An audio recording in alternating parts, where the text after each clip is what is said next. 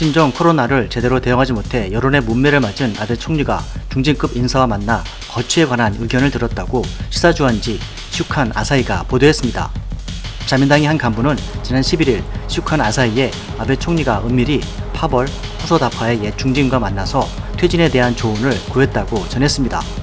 내년 여름 도쿄 올림픽 개최도 불투명하고 헌법 개정도 코로나로 인해서 진전이 없다며 공적을 남길 거리가 없어지면서 아베 총리 자신도 물러날 때를 생각하고 있다는 것입니다.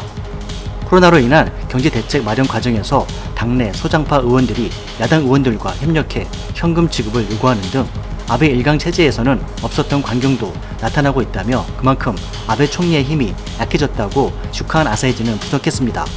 일본의 대표적인 정치 저널리스트 가쿠다니 고이치 씨는 코로나 수습을 하지 않은 채 중요한 해산은 불가능하기 때문에 당분간은 계속해서 추락하는 지지율을 타개할 방법이 없을 것이라며 자민당에서는 조기에 톱을 바꾸자는 움직임이 나오고 있어 국회가 끝나는 6월 아베 총리가 자진 퇴진할 수 있다고 분석했습니다.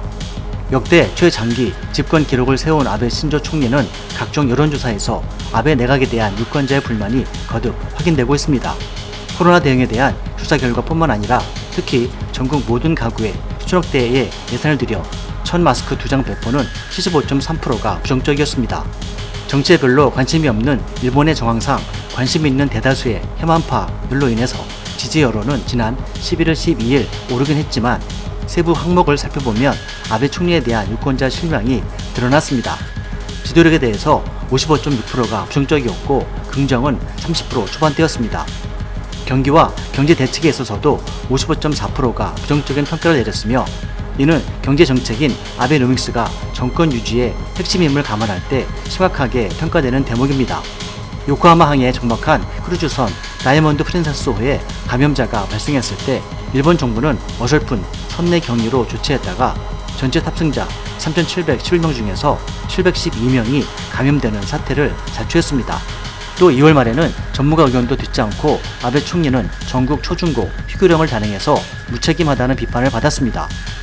아베 총리 부인 아키에는 또한 대대적인 정부의 외출 자제, 금지령에도 불구하고 연예계 쪽 지인들과 법권들을 떠나서 방송에 대해서 특별대며 국민을 크게 실망시켰습니다. 후쿠시마 방사능 문제를 은폐하면서 따낸 도쿄올림픽 개최는 결국 제한된 방식으로라도 내년에 개최될지 알 수 없는 지경에 놓였습니다.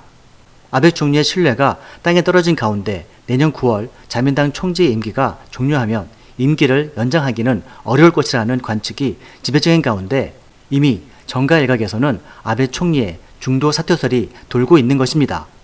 한국의 반도체 때리기로 시작된 아베 총리의 도발이 결국 퇴진이라는 역사적 심판으로 이어질지 그 귀추가 주목되고 있습니다. 이상 미스터 돌프TV였습니다. 시청해주셔서 감사합니다.